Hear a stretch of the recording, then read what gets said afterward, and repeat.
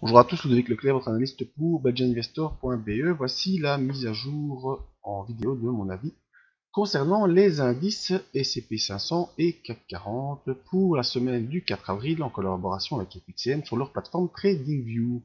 Tout d'abord, l'information sur les risques, parce que le marché comporte des risques de perte et n'est pas adapté à tous les profils d'investisseurs. C'est à vous-même de connaître vos propres risques.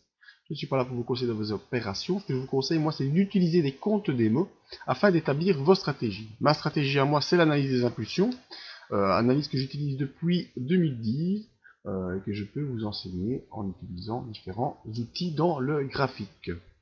Alors passons à notre analyse qui, pour cette fois, je l'ai un peu plus compliqué, quoi. Je veux dire, d'habitude, j'essaie de faire un truc super simple pour bien vous faire comprendre ce que je veux vous montrer, mais ici, c'est important de comprendre la dynamique du cours.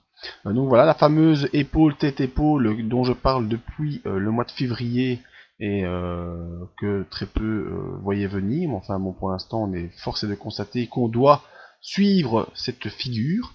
L'importance aussi de voir que dans le décompte des vagues d'Elliott, pour ceux qui connaissent, eh bien, on a fait 1, 2, 3, 4, 5. Donc la théorie nous dit quoi? On va faire A, B et C. La théorie, c'est ça. La théorie aussi dit que épaule, tête, épaule, voilà, on doit faire l'épaule même hauteur que l'épaule suivante, et ensuite on doit aller retester la ligne de coup pour peut-être passer et faire notre point C. Et notre test de la ligne oblique ici, la ligne en pointillé, notre test, notre point final, je l'espère, point final de cette épaule droite, eh bien c'était la bougie de vendredi, je vous l'agrandis, voilà.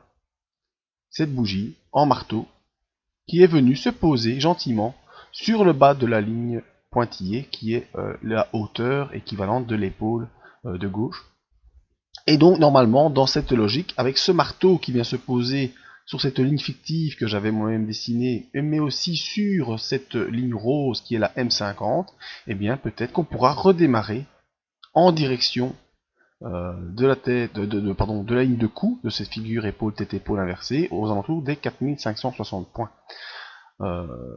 Par contre, donc tout ça c'est la théorie qui plaide en faveur donc de décompte des vagues d'Elliott 1, 2, 3, 4, 5, A, B, C. Vous tapez vagues d'Elliott sur Google, vous allez voir ce schéma. Très bien fait, très facile à repérer. Maintenant, l'autre théorie, c'est la théorie de la figure épaule, tête, épaule. Voilà, on doit normalement retourner sur la ligne de coup.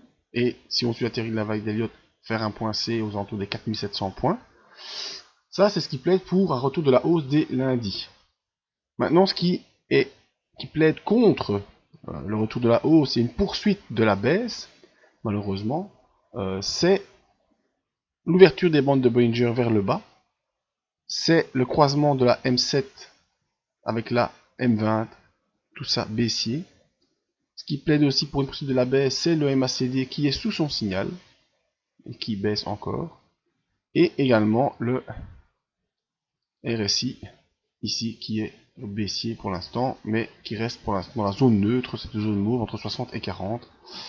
Donc voilà, on a des éléments théoriques qui nous disent qu'on devrait avoir une dynamique haussière qui devrait se mettre en place, mais pour l'instant dans le graphique, pas de signal de cette hausse, si ce n'est ce marteau qu'on a vu vendredi, grosse séance baissière vendredi qui est venu clôturer tout proche de sa bande de Bollinger. Pourquoi? Parce que je vais vous montrer. Le SCP, quant à lui, très simple à analyser, eh bien, il poursuit son petit bonhomme de chemin dans son canal haussier. Pas de problème pour le SCP, cette semaine a été une semaine complètement haussière, on a dépassé les 2040 qui était l'objectif qu'on avait de cette tasse avec Hans ici.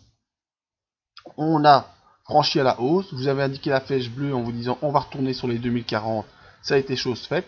On a fait le pullback, on a testé le bas du canal, on est reparti courant de la semaine et vendredi on termine par cette bougie qui vient une nouvelle fois se poser sur le bas du canal mauve haussier et qui poursuit gentiment avec des bandes de Bollinger qui s'ouvrent à la hausse. On est au-dessus de la M7, on est au-dessus de la M20, la M50 se retourne à la hausse. Au niveau des indicateurs, on a notre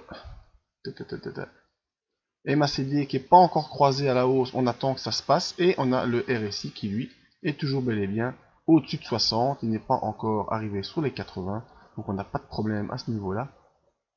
Voilà, on n'a pas de problème à ce niveau-là, on est entre 60 et 80, on peut continuer à pousser.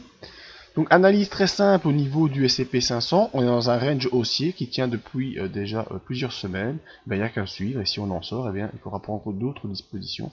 Pour l'instant, on retourne gentiment en direction des 4110 points sur le S&P 500. J'espère maintenant que cette poussée américaine va pouvoir tenir le CAC 40 et pouvoir le tirer avec lui vers le haut et pour pouvoir réaliser cette figure qui est très théorique, je vous le dis, hein, c'est vraiment comme dans les bouquins. Hein, vous pouvez pas, vous tapez vague d'Elliott dans un bouquin, dans Google, vous allez trouver ce schéma avec les vagues 1, 2, 3, 4, 5 et puis ABC.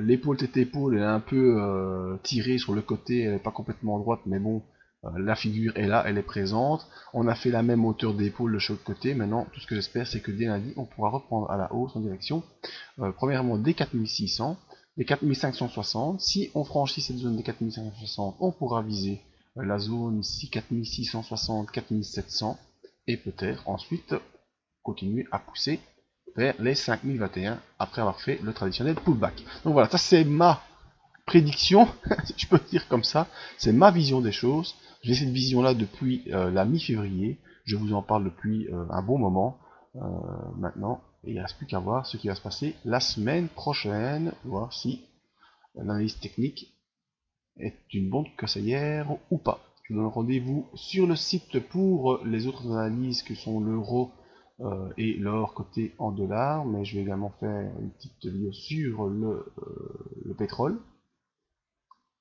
La mailing list pour s'inscrire et ne rien rater de toutes nos news, et bien sûr Facebook, Twitter et la page YouTube pour retrouver toutes nos informations. N'hésitez pas à me contacter si vous avez une question ou une demande d'analyse gratuite, il n'y a pas de souci, je vous fais ça dès que je peux. Merci à tous, à bientôt.